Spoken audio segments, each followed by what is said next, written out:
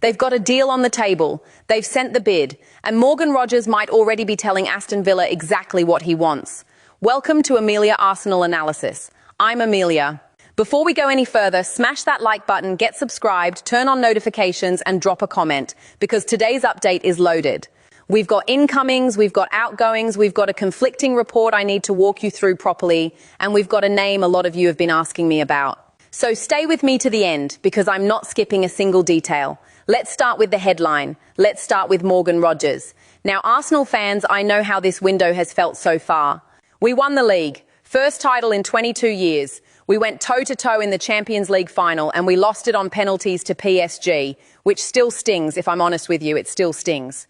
But the message from this club, from Arteta, from Berta, has been clear since the moment that final whistle went. We are not standing still. We are building on this. And Morgan Rogers is right at the centre of that plan. Here's where we are. Sky Sports News, through Dharmesh Sheth, confirmed that Arsenal have stepped up their interest in Rogers as a left-wing target this summer. At that stage, there was no club-to-club contact. Villa, quite rightly, are in a strong position because Rogers signed fresh terms with them back in November that run all the way to 2031. That's not a club desperate to cash in. That's a club holding all the leverage. But here's what's changed, and this is important, so listen carefully. Fabrizio Romano, who I trust as much as anyone in this business, has gone further than that Sky report. Romano says Arteta and Andrea Berta want to sign Rogers, that they consider him a top target, and that they will go all in for him. That is not casual interest. That is a club making a decision internally that this is their man. And then you've got Hand of Arsenal, who's built a real reputation as a reliable insider source, reporting that Rogers has respectfully communicated to senior figures at Villa that he wants to leave this summer. Personal terms, according to that report, are not seen as a hindrance at all. He's described as sold on the Arteta project.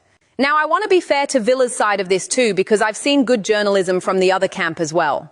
The Athletic's reporting suggests Rogers isn't actively pushing for an exit, that he's happy at Villa Park, that Unai Emery has been good to him. And we've all seen the quote from Rogers himself, downplaying the noise, saying something like 95% of it is just talk.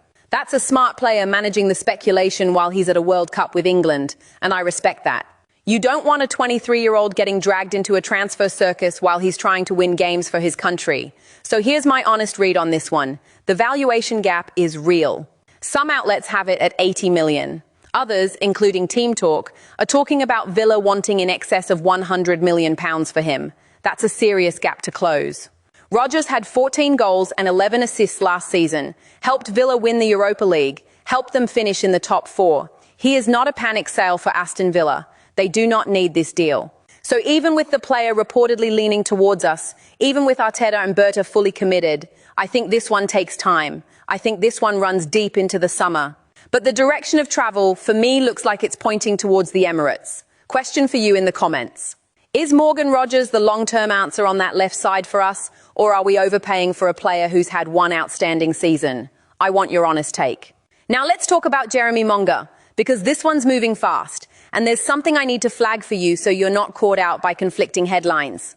Fabrizio Romano broke this as exclusive. Arsenal have sent an official bid to Leicester City for the 16-year-old winger.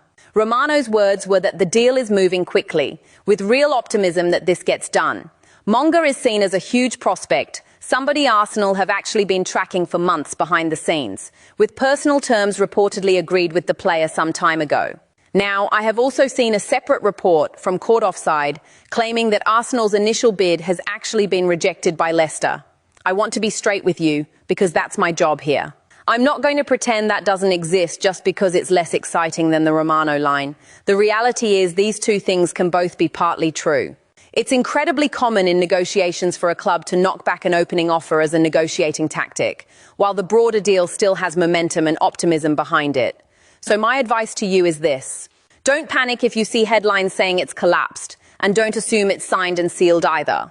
Watch for the next update, because that's when we'll know if Leicester's stance hardens or if Arsenal come back with an improved bid. What I will say is this. If this deal does go through, the profile makes total sense for where this club is going. Monga is the third youngest debutant in Premier League history. He's drawn Vinicius Jr. comparisons. He's close friends with Max Dowman through the England youth setup, and if both end up at Arsenal, you're talking about two genuine teenage talents developing side by side. Nobody's expecting Monga to walk into Arteta's first team next season. Realistically, he's looking at the under-21s in Premier League 2, or possibly a loan, to get senior minutes elsewhere. But this is Andrea Berta doing what he's been brought in to do, future-proofing this squad, looking 5 years down the road, not just at next season. Let's move to the left wing again, because Rodgers isn't the only name in that conversation. Arsenal have also been exploring a deal for Christos Tzolis at Club Brugge. He's 24, he's a left winger, and the fee being talked about is around £34 million, which would actually be a Belgian Pro League record sale. Now, Brugge do not want to sell him. He signed a new contract through to 2029 last summer. So this looks more like a contingency option, or maybe even a smokescreen to apply pressure on the Rodgers situation, rather than the club's first choice. But it tells you everything about the priority this window. Left-wing reinforcement is not a luxury for us. It is a necessity. And in central midfield, keep an eye on Ayoub Bouadi at Lille. He's 18, he's Moroccan, and he absolutely lit up the World Cup with his performance against Brazil. Arsenal have followed him for a long time, well before this summer's tournament gave him a global stage. He signed fresh terms with Lille back in December through to 2029, so his price tag will only have gone up since that World Cup display. Worth noting, Manchester United had also tracked him, but they've shifted their midfield focus elsewhere this summer, agreeing a deal for Ederson from Atalanta, and now pushing for Mateus Fernandes at West Ham instead. So if Arsenal want Bouadi, the competition from that direction at least has eased slightly. Now let's get into the part of this update that's going to divide opinion, the exits. Because Sky Sports News had a source tell them directly that at least one key player could leave Arsenal this summer. And when you actually look at the list of players in uncertain positions, it's longer than you might think. Start with the front line. Gabriel Jesus, Leandro Trossard and Gabriel Martinelli all have just 1 year left on their contracts, although the club does hold a 1 year option on Martinelli specifically. Arsenal are reportedly willing to listen to offers for all three, but they are not going to let anyone leave cheap. The number being mentioned for Jesus is around £18 to £20 million. Jesus and Martinelli have both seen their minutes restricted, and Trossard turns 32 in December, so age is a factor in how the club is assessing his future. I know some of you are going to have strong feelings about Martinelli potentially leaving. He's been with us a long time, he's a fan favourite, and there's real affection for him in this fan base. But football is results-driven, and if the minutes aren't there and the club wants to bring in fresh legs on that flank, these conversations become necessary, however painful they are emotionally. Then there's Ethan Nwaneri, 19 years old, spent the second half of last season out on loan at Marseille after dropping behind Bukayo Saka and Noni Madueke in the pecking order at Arsenal. By most accounts, that loan didn't go to plan. There were reported question marks over his application from Marseille's manager, Habib Beye, who took over midway through the season from Roberto De Zerbi. Now, Nwaneri only signed a new long-term Arsenal contract last August, through to 2030, so the club clearly still rates him highly. But a difficult loan spell does raise questions about the right pathway for his development going forward. Ben White is another one to watch closely. He's recovering from a medial ligament injury, and by all accounts that recovery is progressing well, with White on course to be back for pre-season. He's got 2 years left on his deal, plus a club option for a further year. But several clubs in the Premier League and across Europe continue to monitor his situation. And here's an interesting wrinkle. His future might actually be tied to how serious Jurrien Timber's injury turns out to be.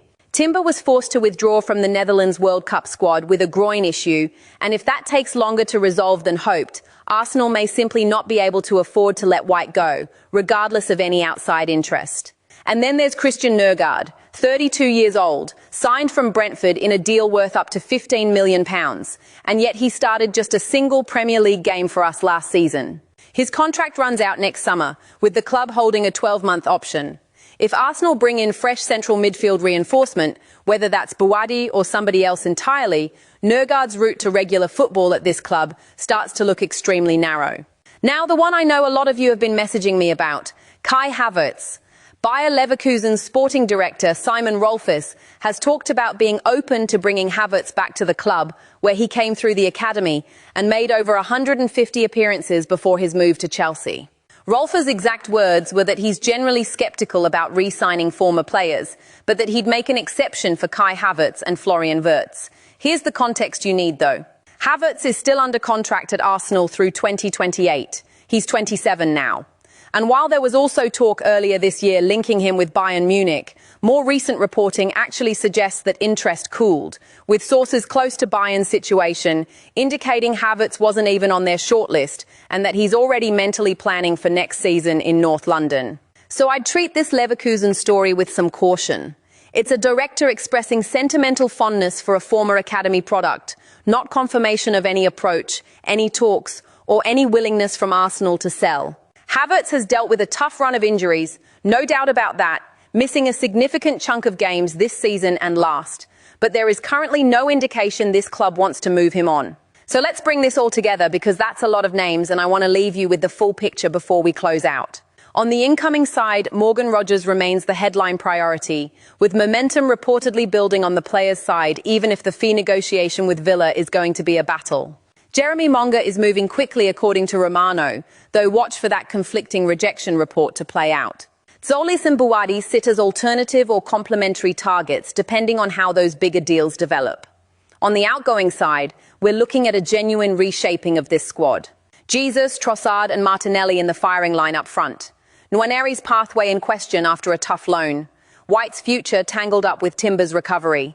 Nørgaard squeezed out by midfield reinforcements. And Havertz, for now, looking more secure than the headlines suggest, despite Leverkusen's sentimental interest. This is what a champion club looks like in the summer after winning the title. Ruthless, ambitious, not sitting back. Arteta and Berta clearly know that staying still means falling behind, and every single name we've covered today reflects a club actively reshaping itself to go again, and to go further in Europe next time. I want to know what you think. Which of these moves excites you the most, and which one worries you? Drop it in the comments. I read every single one of them, and I'll be picking out some of your responses in the next video. That's everything for this update. I'm Amelia. This has been Amelia Arsenal Analysis. Make sure you're subscribed so you don't miss what's coming next, because this window is only just getting started. Come on, you Gunners. I'll see you in the next one.